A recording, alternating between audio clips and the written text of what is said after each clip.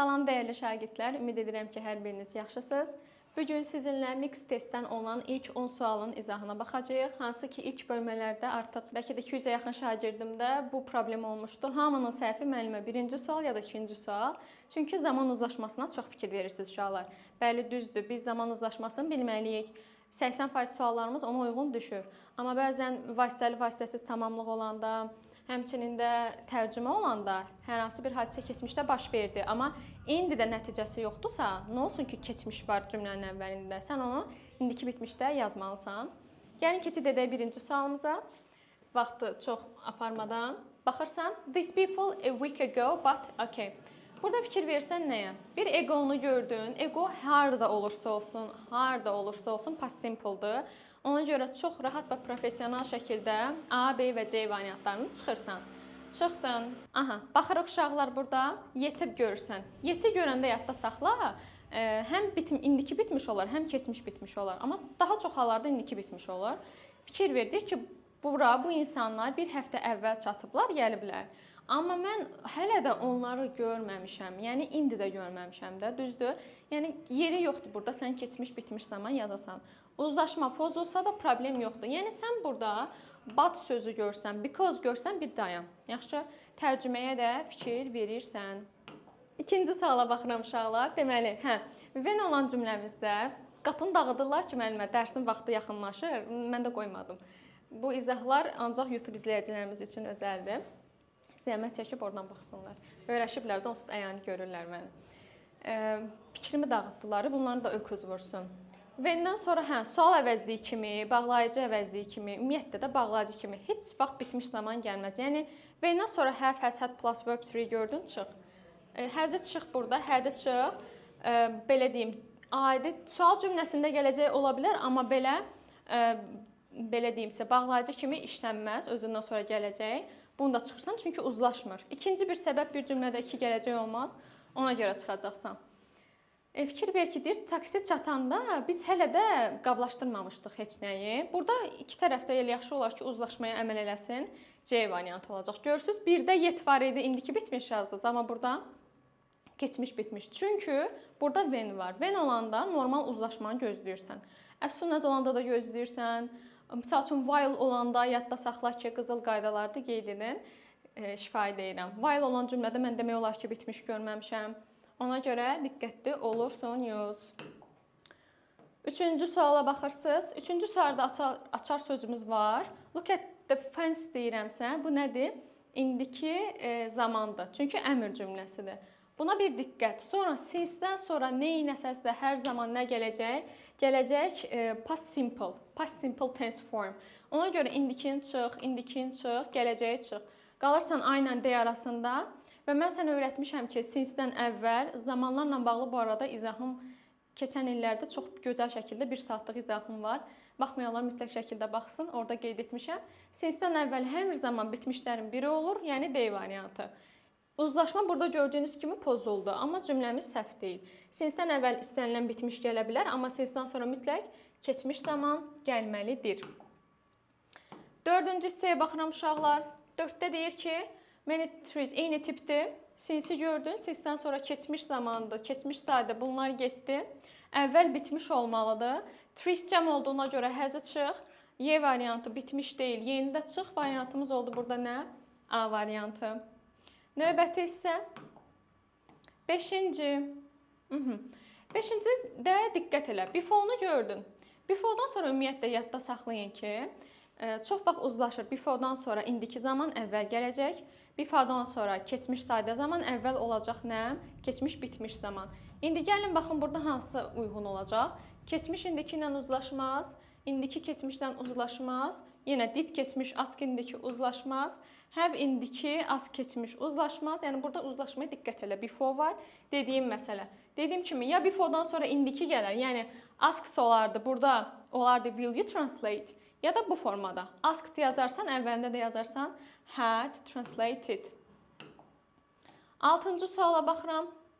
6-da deyir ki, yenə when-i gördün. When-dən sonra gələcək gəlməz, bitmiş gəlməz. Zaman uzlaşmasına baxsan, təbii ki də olacaq A variantı. Yaxşı, yəni when-də çox da uzlaşma pozulmur. Növbəti suala baxaq. 7-ci suala. When the performance, okay. Performans başlayanda, bu da eyni tip sualdır uşaqlar, yəni 7-də. When-dən sonra bitmişlər, gələcəkləri çıx. Keçmiş indiki ilə uzlaşmaz deyini çıx. Variantın olacaq A variantı. 8 də eyni tipdir. Bəlkə eyni tipləri verməyək. Biraz başqa tiplərə baxaq. Eyni şeydirlər bunlar. Mən belə maraqlı, ləzzətli suallar görsəm deyərəm sizə. Bax, 10-cu sualda. Nothing-i gördün, diqqətli ol.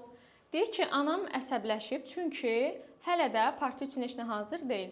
My mom, diqqət elə ki, burada zaman uzlaşmasına da baxsan yaxşı olar.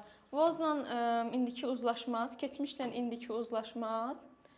Mənim anam əsəbləşəcək, heç nə parti üçün alınmayıb. Axı sənə yet burada deyir ki, mən nəyəm? Bitmiş zamanam və yet bu arada inkar və sual cümləsində işlənir. Isn't-ın da burada yeri yoxdur, bitmiş deyil deyə. A-da çıxacaqsan, variant olacaq B variantı.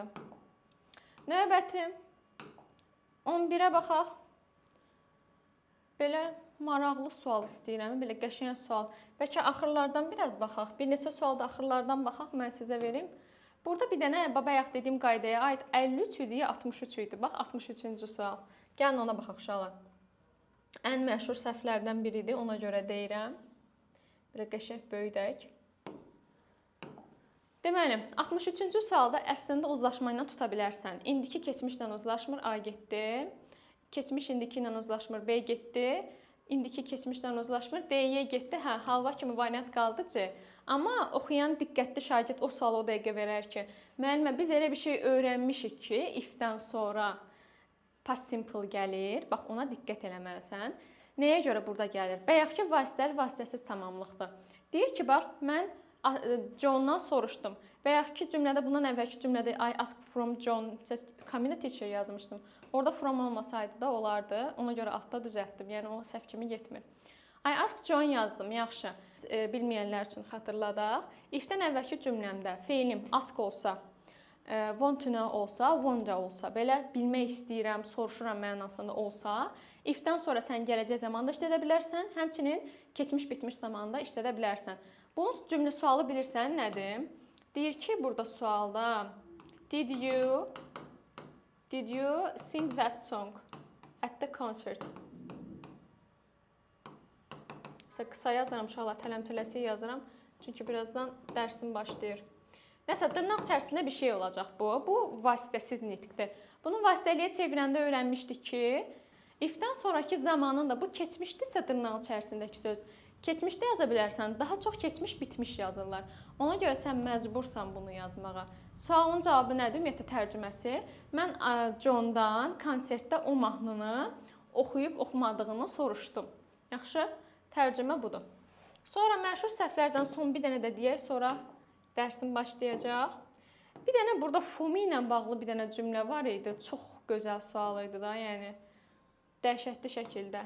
Bir dənə onu tapsam. Baxım, hə, bir də burada 72-yə baxaq. O istəyən sizə deyəcəm uşaqlar. Aftəni gördünüz. Bir dənə yeganə bağlayıcılardan aftədir ki, aftədən sonra keçmiş bitmiş gəlir, aftədən əvvəl keçmiş sadə gəlir. Yəni, past simple-la past perfect-in fərqini əslində şagirdlərə izah eləmişəm. Hadisə keçmişdə baş verir. Ardıcıl hamısı hərəkətdirsə, bilirik ki, ardıcıl hərəkətlər past simple-dadır. Amma ki, hərəkət keçmişdə baş verir, sən ayırd eləyə bilirsən hansı birinci baş verib. O, avtomatik olacaq past perfect-də. Gəlin bunu tərcümə edək. Deyir ki, o, öz təhsilini bitirəndən əvvəl, after sonra olsa daha yaxşı olar, before əvvəl idi. O, təhsilini bitirəndən sonra yaxşı maaş almışdı. Birinci təhsilini bitiribdi. Birinci hadisə burada budur. Ona görə sən bunu past perfect-də yazmalısan, variantın A uzlaşacaq. Burada before olsaydı tərsinə olacaqdı uşaqlar. Yaxşı yazdım bura before-nu. Before yazdımsa, onda olacaq cümlə tərsinə olacaqdı. He had got his education. Yox, necə deyəcəm? O, oxumazdan əvvəl. Hə, o, yaxşı maaş almazdan əvvəl onun yaxşı təhsil olmalıdır mənasında yazacaqsan ki, before Henry got a well-paid job, he had nə olsun burada? He had completed His education olmalıdır. Yaxşı. Çünki birinci burada təhsil sonlanmalıdır. Bir dənə for me ilə bağlı mən o sual hansı sual idi? Diqqətimdən yayınıb. Bir dənə tez bir şəkildə baxım, bəlkə tapdım. Bir dənə for me-ni tapsam çox rahat olardım. Burada 64-cü suala baxanda nəzərimə diqqət elədi. Burada baxın, everyday sözünü görüb saftirik şagirdlərim indiki sadə zaman yazıblar. Sən keçmişdə getmisən Türkiyəyə, orada Bodrumu gəzmisən, orada həm də çimməliyə də getmisən hər gün. İndi gedib çimmirsən ki, düzdür? Hamısı ardıcıl hərəkətdir deyə və burada lasiyədən gördüyün kimi hamısı keçmiş zaman olacaq, D variantı. Ən çox səhv edilən suallara nəzarət edirəm uşaqlar. Bir cümlədə çox vaxt bitmiş zamanlar olmur. Bax 62-ci suala. Burada həm for var, for sənə deyir mən bitmiş zamanam. Həmçinin də yet də bitmiş zamandır. Bunlara diqqət edirsən, yaxşı? İki tərəfdə sən burada bitmiş zamanda yazacaqsan. Növbəti. Nəhayət tapdım 39-cu sualı. Bax burada for me sözü o qədər şagirdləri çaşdırıb. Hər for olan yerə xahiş edirəm bitmiş zamanı yapışdırmırsınız. Fordan sonraki sözə bax. For 3-ün mənasını verirsə burada bitmiş yazılmalıdır deyə bir şey yoxdur. Fordan sonra gərək zaman bildirən söz olsun. Bax axıra. My dad this computer for me 2 years ago. Bax sənin zaman zərfin burada ago'dur. Avtomatik keçmiş sayda. Bunlar getdi. Sonra yadda saxlayırsan ki, uzlaşma pozulsa da since when. Ever since. Bir də since when harda gördünsə, bundan sonra indiki bitmiş zaman işlənir. Avtomatik götürəcəksən burada D variantını.